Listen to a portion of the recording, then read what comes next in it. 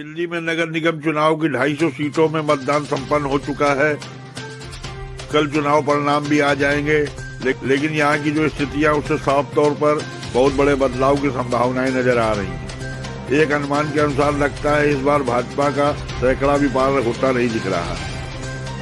हालांकि इससे पहले भाजपा को 181 सीटें, आपको 48 और कांग्रेस को 30 सीटें मिली थी, लेकिन इस बार भाजपा को 50 से 70 सीटों के आसपास मिलने की संभावना है। आप निश्चित तौर पर इस बार 2/3 से पूर्ण बहुमत में आती दिख रही है। दिल्ली में 107 सीटों से ऊपर आपको मिलने की संभावनाएं नजर आ रही हैं। हालांकि इससे पहले 270 सीटों में 181 सीटें भाजपा को मिल चुकी हैं, मगर इस बार परिवर्तन की संभावनाएं होती दिखाई पड़ रही है। दरअसल तीनों नगर निगम के एकीकरण हो जाने के बाद से 250 सीटों पर चुनाव हो रहा है, जिसमें लगभग 1,45,00,000 मतदान की संभावना है। लगभग 50% कुल वोटिंग का अनुमान लगाया जा रहा है। साफ है कि इस बार भाजपा का लगभग 60% कार्यकर्ता उपेक्षा की वजह से वोट डालने ही नहीं निकला। बड़े लीडरों का अभाव व लोकल नेतृत्व की कमी इस बार एक बड़ा फैक्टर रहा है।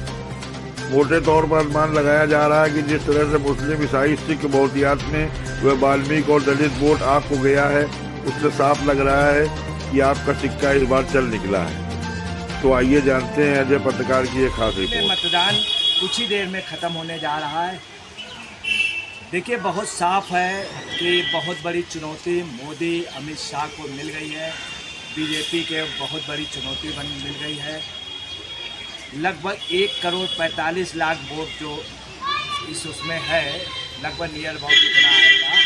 इसमें निश्चित तौर पर यह मान लीजिए कि 1 करोड़ के लगभग लोग चाहने वाले केजरीवाल के हैं।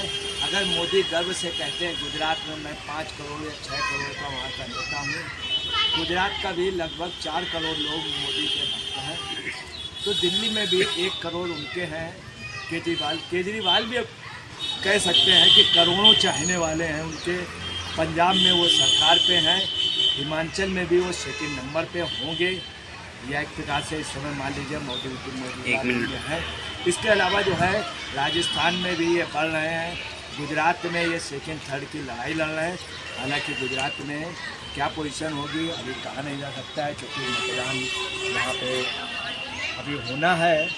और परंतु जो स्थित है गोवा, गुजरात, इन सब जगह आप राष्ट्रीय दल की ओर बढ़ रही है और करोड़ों लोगों उसको चाहने वाले हैं। मोदी को एक चैलेंज हो गया। एक चीज़ और आ रही है दिल्ली की, जो सबसे बड़ी बात है, यहाँ पे एक चीज़ कही जाती है, अटल बिहारी वाजपेयी ने यहाँ कहा था, पान क्यों सड़ा, घोड़ा क्यों अड़ा, रोटी क्यों जली, डेमोक्रेसी क्रैप क्यों हुई, इसको पलटा नहीं गया।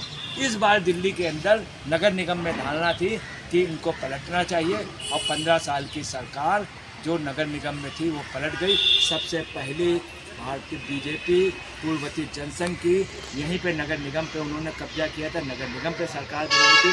अब भाजपा का नगर निगम का सूरज आपका बढ़ रहा है, परसेंटेज आपको सॉलिड वोट मिल रहा है, जिससे आप अपना लीड ले जाएगी। दूसरी, ईसाई संप्रदाय का भी यहाँ पे बहुत अच्छी पोजीशन है। यहाँ स्टीफन ने अटल बिहारी वाजपेयी को दिल्ली में हराया था। यहाँ जगदीश टाइगर जैसे लोग थे। लगभग 7-8% ईसाई है।